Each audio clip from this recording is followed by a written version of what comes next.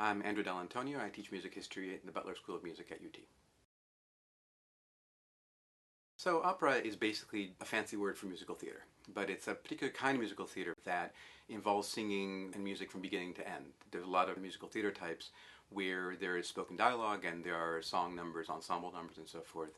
But there are other traditions of musical theater in which there's singing from the start to the finish of the show, and that is what we tend to call opera. So after the American Revolution, the French Revolution, there was a great deal of concern in Europe and in the United States about the issue of nation, about how people formed a particular coherent identity as a group, and as a group connected to a country, to a nation. And this is known as nationalism. You've probably encountered this concept before. Music is very important to nationalism, and because the fanciest kind of multimedia back then was opera, then people like to talk about their nation, talk about their people through this multimedia called opera. There are actually several really interesting regional traditions in musical theater in Europe and in North America in the 1800s. But I think two of the most really interesting and the ones that are still very much in play today in modern performances are a tradition that was developed in the Italian lands and a tradition that was developed in the German-speaking lands. So in the Italian tradition, the most important individual in the 1800s was a musician named Giuseppe Verdi. And in the German tradition, the most prominent, most controversial was Richard Wagner.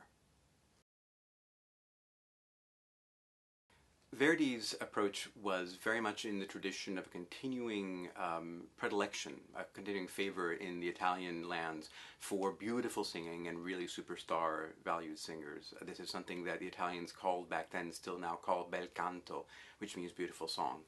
And so Verdi picked up on this tradition and really amplified it and wrote some phenomenal songs, some of which are still very much valued today, both in theatrical context and as individual songs to be sung at home. One is called Woman is Fickle, La Donna è Mobile, which is from his opera Rigoletto, which we might listen to a little bit of right now. La donna è mobile, qual piuma al vento, muta d'accento e di pensiero, sempre una abile, leggiadro viso, il pianto il riso e menzognero. La donna è mobile, qual piuma al vento, muta d'accento.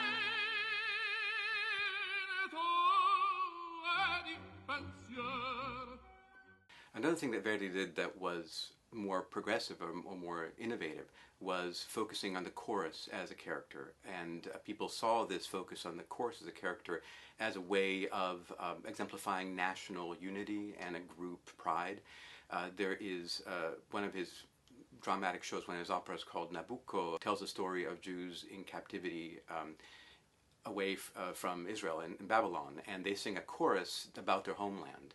And a number of contemporary Italians heard that chorus as a call for Italian unity, which at that point had not yet been achieved. And so this particular chorus is extremely powerful, still sung very often, and is still used almost as a secondary national anthem in Italy. And let's hear a little bit of that now.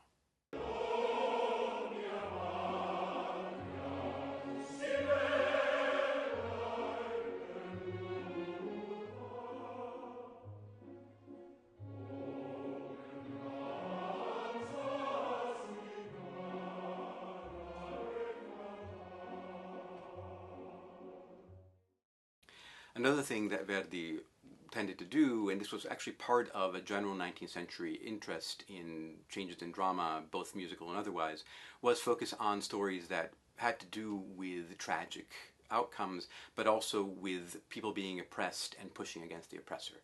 And there is a very powerful music drama that he wrote called Rigoletto, which is about a deformed servant of a noble master,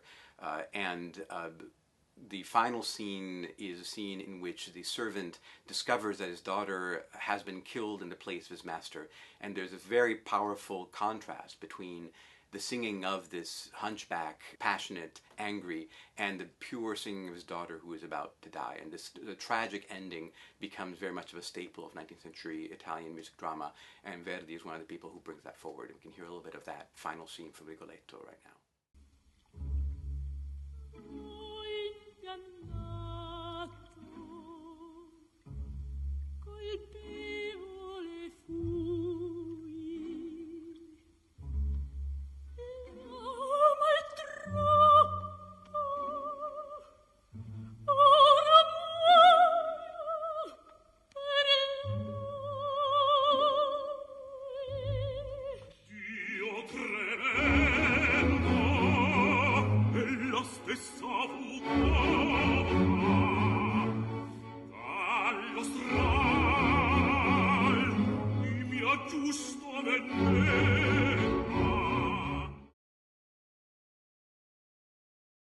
Well, Verdi was very much of a figurehead for the Italian tradition, and in fact was elected to the Italian Senate when Italy was finally unified in the 1870s. He actually wasn't much of a progressive politically. He was sort of conservative. Wagner, on the other hand, was very much involved in all of the political struggles and revolutionary struggles in the German-speaking lands in the middle 1800s. In fact, he was jailed for sedition any number of times. The other thing about Wagner is that initially he was actually not very successful. Verdi was successful pretty early on. Wagner wasn't, because his ideas were so out there. But gradually some people at least became very enamored with his music, and still to this day people either tend to really love his music or really hate it. But he got some very important sponsors. One of the things that's musically most interesting about Wagner's approach is that he used what he called remembrance tunes, melodies that were meant to make you remember a particular person or a particular thing even within the flow of the drama. So if a character were thinking about another character on stage or thinking about an item, the melody associated with that item or that person would be heard in the orchestra even if the character didn't actually speak the name of the person or the thing. And we can hear a little example now. This is from a 4-item opera cycle that he wrote. 4 music dramas that are meant to be heard one after the other, called The Ring of the Nibelungs. This is called the Valkyrie. And at the end of the Valkyrie, we have the protagonist, the Valkyrie, being put to sleep in a tower of fire. And her father, who is the god Odin, puts her to sleep and then takes his great spear and strikes it on the ground and says, "Anybody who fears me will never cross this fire." But the tune that we hear when he sings this is a tune that will be associated the next evening in the next drama with the hero who eventually comes to save Brunhilde the Valkyrie.